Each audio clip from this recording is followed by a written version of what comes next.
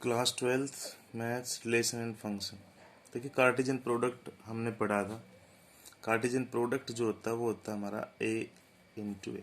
ये क्या होता है, एक रो से हमारा कार्टेशियन प्रोडक्ट्स होता है। आज हम पढ़ेंगे types of relation. Types of relation, let R be a relation. अगर आर कोई रिलेशन है इन सेट ए के अंदर, तो उसका मतलब क्या है कि आर जो है वो सबसेट होगा। रिलेशन किसका सबसेट होगा?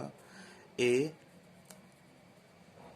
क्रॉस ए, मतलब कार्टेशियन प्रोडक्ट का सबसेट ए होगा। सबसेट का मीनिंग होता है पार्ट, किसी का भी पार्ट होना। जो रिलेशन होगा वो किसका पार्ट होगा? कार्टेशियन प्रोडक्ट का पार्ट होगा। देखिए अब ए हमें दे रखा है 1 2, तो ए इंटू ए हम इसका कार्टेशियन प्रोडक्ट करते हैं, मतलब कार्टेशियन प्रोडक्ट एक दोनों ए की वैल्यू सेम ही होगी।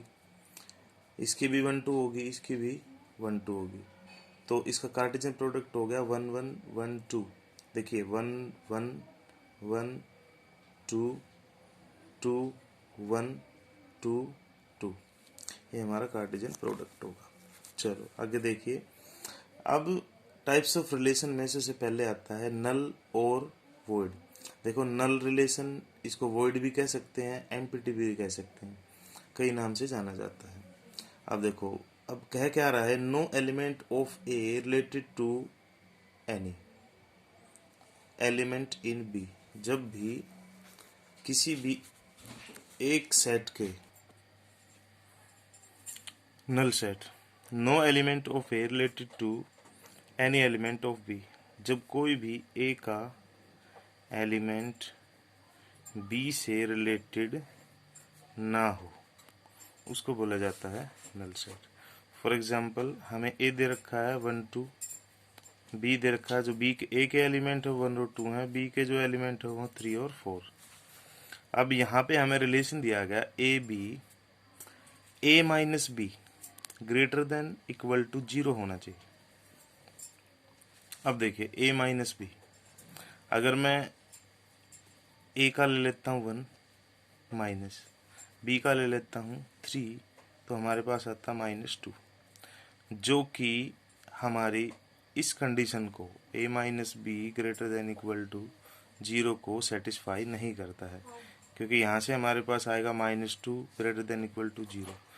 -2 जो है वो 0 से बड़ा या उसके बराबर होना चाहिए, लेकिन यहाँ पर देखिए आप -2 जो है वो 0 से छोटा है, तो ये कंडीशन हमारी सेटिस्फाई नहीं हो रही है, तो इसलिए क्या हमारा नल सेट होगा। नेक्स्ट है हमारा, अब देखिए यूनिवर्सल सेट, यूनिवर्सल रिलेशन। अब उसका उल्टा कर दीजिए आप नल सेट का। उसमें था कि no element of A related to any element in B.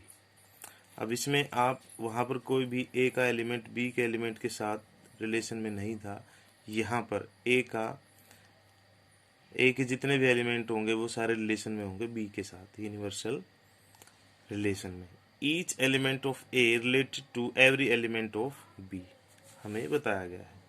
अब देखिए, अब रिलेशन है हमारा ए माइनस बी मोड, किसकी साइन में दे दिया है? मोड में। और ये हमें दे दिया कि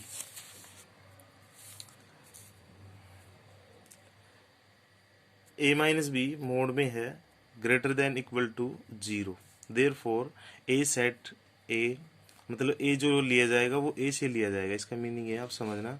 और बी जो है वो बी से लिया जाएगा। ओके, जो ए एलिमेंट है वो ए सेट से लिया जाएगा और बी एलिमेंट है वो बी सेट से लिया जाएगा। ठीक है, तो अब देखिए, अगर मैं यहाँ पर ए इज इक्वल टू है हमारा 1 2 और बी इज इक्वल टू है, ए इज इक्वल टू है यहाँ पे हमारा 1 2 और बी इज इक्वल टू है 3 एंड 4। ओके, तो अब देखिए आपको मैं बताता हूँ। यहाँ पे देखिए मैं ए से 1 ले लेता हूँ और बी से 3 ले लेता हूँ, तो क्या ये हमारा प्रूव होगा? देखिए कितना आ गया, -2, 1 - 3 -2 मोड में, ग्रेटर देन या इक्वल टू 0। अब यहाँ पर आप एक चीज़ देखें, मोड से कोई भी चीज़ बाहर निकलती है वो हमेशा पॉजिटिव ही होती है, चाहे वो माइनस में क्यों ना हो। तो ये आ जाएगा हमारा 2 ग्रेटर देन इक्वल टू 0। क्या 2 जो है वो 0 से बड़ा या उसके बराबर है? हाँ, ये 2 से बड़ा है, तो ये प्रूव होता है कि क्या हमारा यूनिवर्सल सेट है। आप कोई भी एलिमेंट लीजिए, इसमें सभी आपको 0 से बड़े ही प्रूव होंगे। ओके, तो अगर बड़े या उसके बराबर प्रूव हो रहे हैं तो इसलिए क्या है, यूनिवर्सल रिलेशन है। आगे आता है हमारा थर्ड है हमारा आइडेंटिटी रिलेशन। आइडेंटिटी का मीनिंग आप समझते ही हो, same. Element gives image of itself, जो एलिमेंट खुद की ही इमेज दे। जिस तरह मैंने 1 है तो वो 1 ही देगा, और 2 है वो 2 ही देगा, 3 है वो 3 देगा, 4 है वो 4 देगा। अब देखिए, इसका मतलब हुआ आर रिलेशन जो है वो क्या आएगा, ए। मतलब हर एक एलिमेंट अपनी खुद की इमेज देगा, और ए रिलेटेड होगा किससे, आर से। ए किसका सेट है, आर का। आप देखिए, R is equal to 1 1 2 2। Okay, अब दोनों ने खुद की अपनी दी है इमेज। अगर हमारे पास ए इज इक्वल टू क्या दे रखा है, 1 2, तो दोनों क्या दे रहे हैं, अपनी इमेज दे रहे हैं। 1 भी अपनी इमेज दे रहा है और बी भी अपनी ही इमेज दे रहा है, तो इसलिए इसको बोला जाएगा आइडेंटिटी रिलेशन। नेक्स्ट आता हमारा रिफ्लेक्सिव रिलेशन। नेक्स्ट है हमारा reflexive relation. Relation A for every A set है ए का। अभी आइडेंटिटी ही होता है। अब देखो, ए क्या होगा, 1 1 2 2 3 3 4 4। ओके, हमें ये दे रखा है, अगर मैं लिखता हूँ आर इजगल टू 1 1 2 2 3 3, तो ये क्या हमारा रिफ्लेक्सिव है।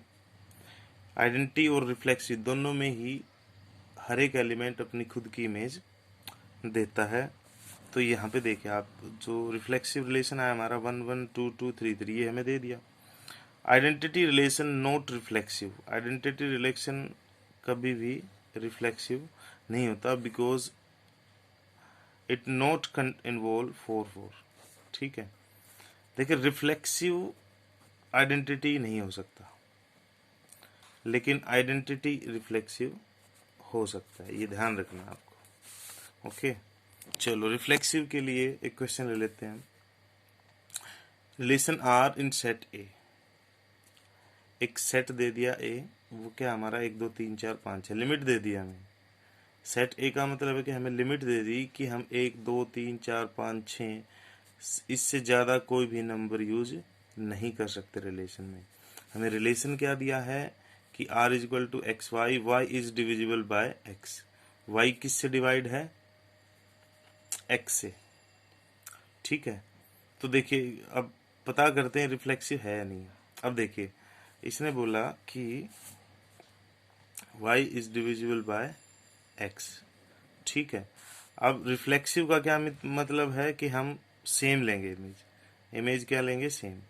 या तो 1 1 लेंगे, या 1 2 2 लेंगे, या 3 3 लेंगे, या 4 4, या 5 5, या 6। इसमें हमें जो भी नंबर्स अल्फ़ाबेट दिए हों वो दोनों सेम ही लेने होते हैं। अब y और x है तो हमें दोनों सेम लेने पड़ेंगे। ठीक है, हमें y की वैल्यू भी 1 लेनी पड़ेगी, x की वैल्यू भी 1, y की वैल्यू भी 2 या x की वैल्यू भी 2, y की वैल्यू भी 3 है, x की वैल्यू भी 3।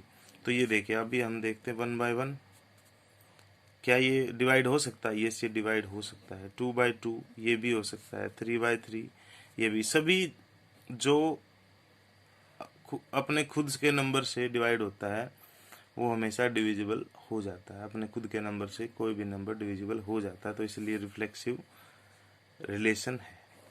ओके, नेक्स्ट है, अब रिफ्लेक्सिव में मैंने बता दिया हमेशा सेम नंबर ही लिए जाते हैं। ठीक है, अब सिमेट्रिक। सिमेट्रिक क्या कहता है, इफ़ a1 a2 रिलेटेड है r से, तो a2 a1 भी रिलेटेड होना चाहिए r से। a1 a2 मतलब उसमें हम सेम लेते थे, इसमें हमें 2 अलग अलग नंबर लेने पड़ेंगे।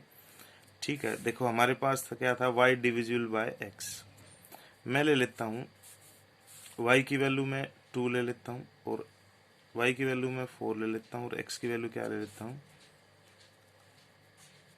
2 ले लेता हूँ। ठीक है, तो यहाँ पे मैंने ले लिया 2 और 4। अब देखिए y की वैल्यू 4, ठीक है, ये होगा मेरा A1 A2 और x की वैल्यू 2, तो 2 1 जा 2, 2 2 जा 4, कम्प्लीटली डिवाइड हो गया। अब देखिए, अब इनको पलट देते हैं क्योंकि इसने बोला है ना अगर A1 A2 होगा तो A2 A1, A2 A1 का मतलब है अब x की वैल्यू तो होगी 4 और y की वैल्यू होगी 2। तो मतलब देखिए आप, अब यहाँ पे हम x की वैल्यू कितनी होगी 4, सॉरी 2, y की वैल्यू होगी 2, x की वैल्यू होगी 4, 2 1 जा 2, 2 2 जा 4, ये भी कम्प्लीटली हमारे डिवाइड हो जाते हैं। तो ये क्या है, सिमेट्रिक रिलेशन होगा। ठीक है, अब देखिए मैं आपको बता दूं रिफ्लेक्सिव में हम सेम लेते हैं। ठीक है, अगर ये सेम लेने पे प्रूव हो जाते तो रिफ्लेक्सिव रिलेशन है, और सिमेट्रिक में हम लेते हैं दो अलग अलग नंबर लेंगे, फिर इन दोनों को पलट देंगे, अगर पलटने पर भी वो प्रूव हो जाते हैं अकॉर्डिंग टू द इक्वेशन या किसी भी क्वेश्चन, तो वो सिमेट्रिक होगा। अब नेक्स्ट हमारा आता है ट्रांजिटिव रिलेशन। ट्रांजिटिव रिलेशन क्या कहता है कि अगर A1 A2 set of relation है और A2 A3 set of relation है, तो A1 A3 भी सेट ऑफ रिलेशन होने चाहिए। ठीक है, फॉर एग्जांपल हमें वही दिया गया था y बाय x, तो पहला ले लेता हूँ मैं x की वैल्यू ले लेता हूँ 2 और y की वैल्यू ले लेता हूँ 4, मतलब ये हो गया मेरा A1 A2। ठीक है, अब देखिए मैं इसको 4/2, तो क्या हो गया हमारा 2 1 जा 2, 2 2 जा 4, तो कम्प्लीटली डिवाइड हो गया। फिर मुझे लेना है A2 A3, मतलब A2 A3। अब A2 तो हमारा कितना था 4 था, A3 में 6 ले लेता हूँ। A2 4 था, A3 मैंने 6 ले लिया। ठीक है, तो अब इनको भी देखते हैं, मतलब x की वैल्यू 4, y की वैल्यू 6, 6/4, 2 2 जा 4, 2 3 जा 6, मतलब 1.5 आएगा हमारा, कम्प्लीटली डिवाइड हो जाएगा। अब देखिए, अब तीसरी टर्म भी हमारी प्रूव होनी चाहिए, कौन सी, A1 और A3। तो A1 कितना था, A1 हमारा था 2 और A3 कितना है 6 है। तो देखिए अब y/x, मतलब 6/2, 2 1 जा 2, 2 3 जा 6, मतलब 3 आ गया, कम्प्लीटली डिवाइड हो गया। तो ये भी हमारा क्या होगा, ट्रांजिटिव रिलेशन होगा। ओके, नेक्स्ट आता हमारा equivalence relation. Equivalence relation, if relation is reflexive, symmetric and transitive, then it is called equivalence relation। अगर कोई भी रिलेशन रिफ्लेक्सिव भी है, सिमेट्रिक भी है और ट्रांजिटिव भी है, तो वो हमेशा इक्विवेलेंस रिलेशन होगा। तो ये थे हमारे टाइप्स ऑफ रिलेशन। 1.1 जो है आपकी वो कम्प्लीटली रिफ्लेक्सिव, सिमेट्रिक और ट्रांजिटिव पे बेस्ड है। आप क्वेश्चन करके देखिएगा, जो क्वेश्चन नहीं समझ आ रहा हो आप व्हाट्सएप ग्रुप पे पूछ लीजिएगा।